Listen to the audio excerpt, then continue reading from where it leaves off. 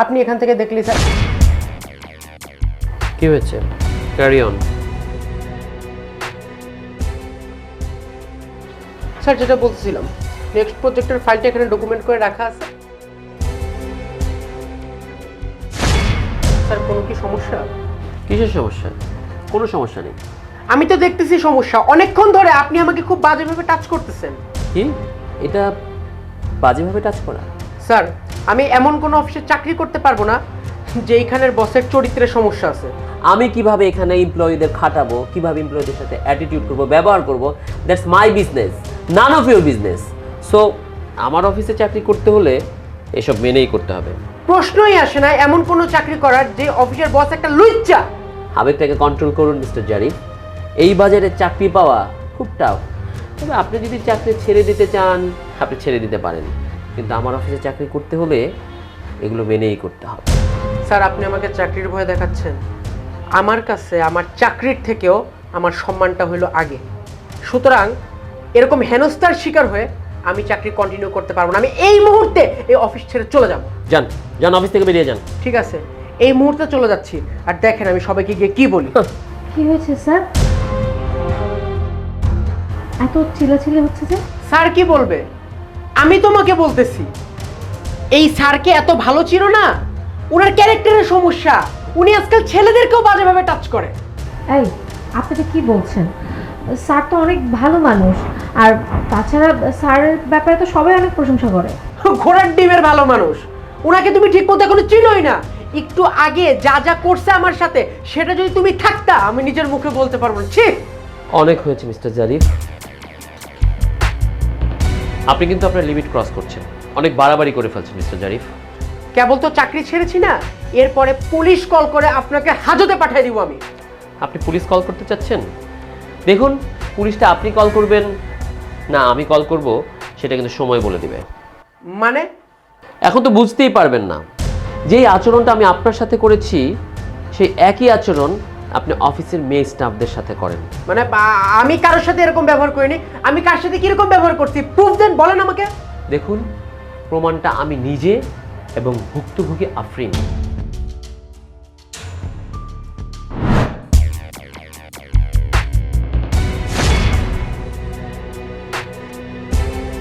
Sir আপনি এগুলো কি করছেন? দেখো আফরিন, অফিসের মধ্যে থাকতে হলে একটু একটু এরকম তো করতেই হয়, তাই না? আর তাছাড়া আমি তোমার সিনিয়রদেরকে খুশি করতে হয় মাঝে মধ্যে, বুঝো না? আর তাছাড়া এই রুমের মধ্যে কিন্তু তুমি আর আমি ছাড়া কেউ নাই। আফরিন, জি স্যার। আপনি একটু রফিক সাহেবের ফাইলটা আনুন, আমি দেখব। জি স্যার, এক্ষুনি যাচ্ছি।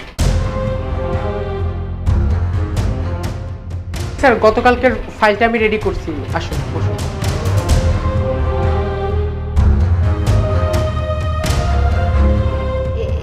এই যে স্যার, এই ব্যবহারটাই আমি আপনার সাথে করেছি, জাস্ট আপনাকে রিয়েলাইজ করার জন্য যে একটা মেয়ে মানুষকে আপনি ব্যাড টাচ করলে ওর কতটা ইগোতে লাগে।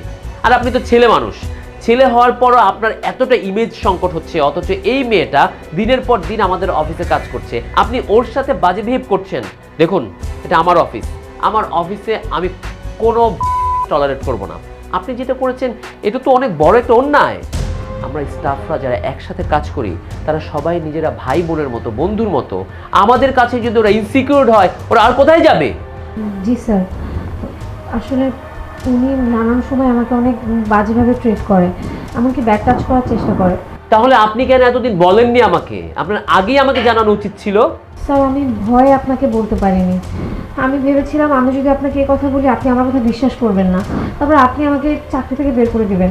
আর এই চাকরিটা আমার অনেক বেশি প্রয়োজন ছিল, তাই আমি মুখ বুঝে সব কিছু সহ্য করেছি, কিছু বলার সাহস পাইনি। বুঝেছেন, শুধুমাত্র চাকরি হারানোর ভয়ে মেয়েটা মুখ বুঝে আপনার এই সহ্য করেছে। আচ্ছা একটিবার ভাবুন তো, একই কাজ যদি আপনার ফ্যামিলির কারোর সাথে হতো, আমি আপনাকে police Dev.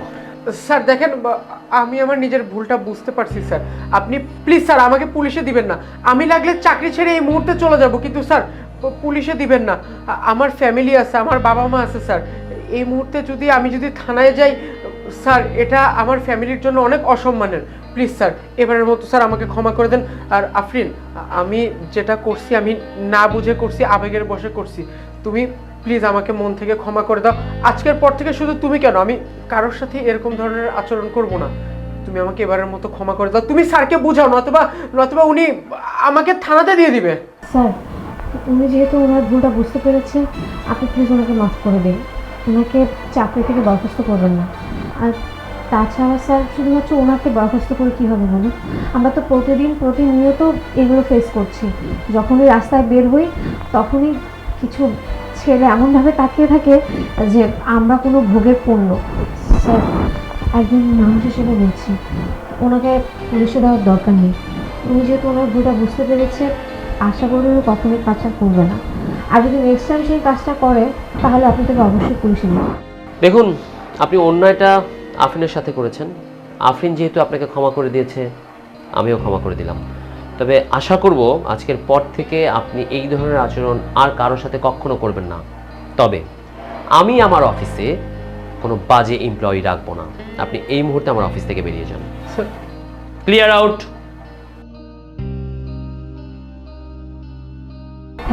Thank you so much sir. You are most welcome. যান, আপনি আপনার কাজে মনোযোগ দিন।